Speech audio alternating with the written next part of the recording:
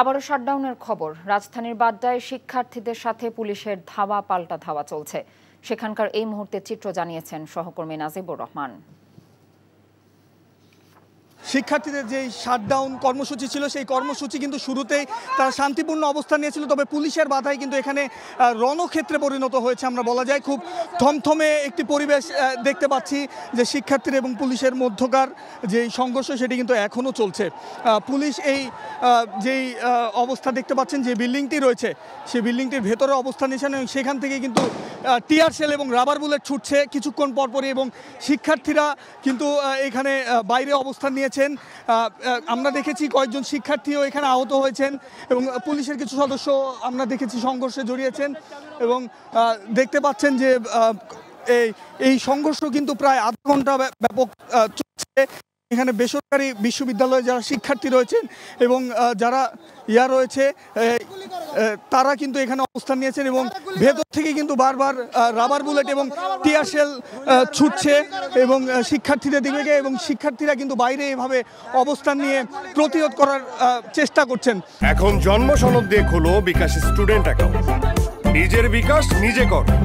এবং শুরুতেই যদি আপনাদেরকে বলে রাখি যে রাজধানীর বাড্ডা এলাকায় শিক্ষার্থীরা এখানে অবস্থান নেওয়ার পরেই কিন্তু পুলিশের বাধার মুখে পড়ে এবং এবং সবাই কিন্তু অনেকটা ক্ষোভ জানাচ্ছে এ ব্যাপারে। এবং বিল্ডিং এর ভেতরে যেই পুলিশ সদস্যরা আছে তারা কিন্তু এখনো অবস্থান নিয়েছেন এবং বাইরে থেকে ইট পাটকেল ছুটছে শিক্ষার্থীরা এবং মুহুর্মুহুর স্লোগান দিচ্ছে। তাদের যে এক দফা দাবি, সেই দাবি আদায়ে কিন্তু সর্বাত্মক শাটডাউন যে কর্মসূচি, সেই কর্মসূচিটি তারা পালন করছে। এবং তারা যেটি অভিযোগ আমাদের কাছে করছেন, যে একটি শান্তিপূর্ণ কর্মসূচির মধ্যে পুলিশের এই বাধা তারা বারবার বলছে যে এটি দুঃখজনক এবং নিন্দা জানিয়েছেন আমাদেরকে।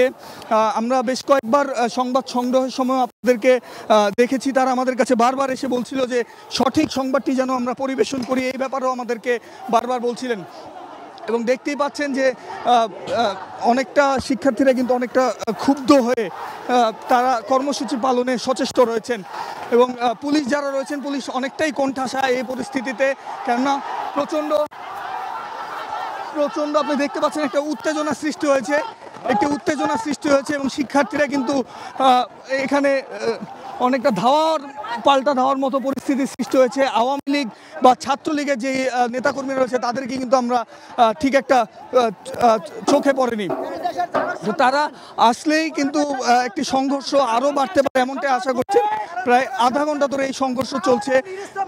বলা যায় এই রাজধানীর বাড্ডার যেই প্রধান সড়কটি, এটি একেবারেই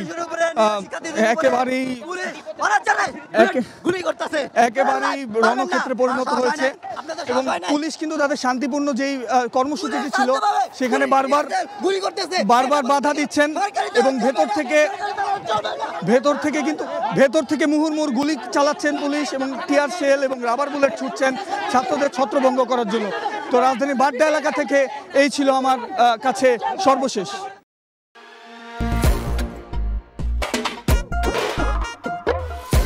চাচা, এত অবাক হওয়ার কিছু নাই, গতকালকে আমি বিবাহ করছি।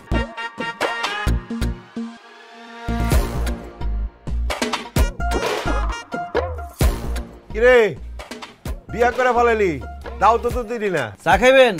আজকে সারাদিনের জন্য চা ফ্রি। আমাকে এলাকার মানুষজন ভালো, খুব একটা খারাপ না, তো দু একটা আছে ভাইরাস। ভাবি কি অন্ধ নাকি? না, মনের চোখটা ভালো আছে।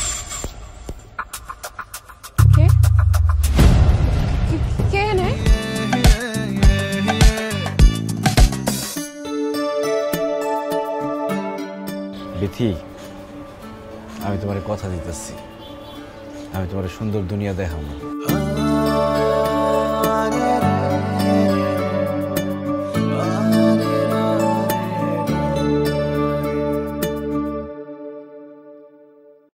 এখন জন্ম সনদ দিয়ে খোলো বিকাশ স্টুডেন্ট অ্যাকাউন্ট, নিজের বিকাশ নিজে কর।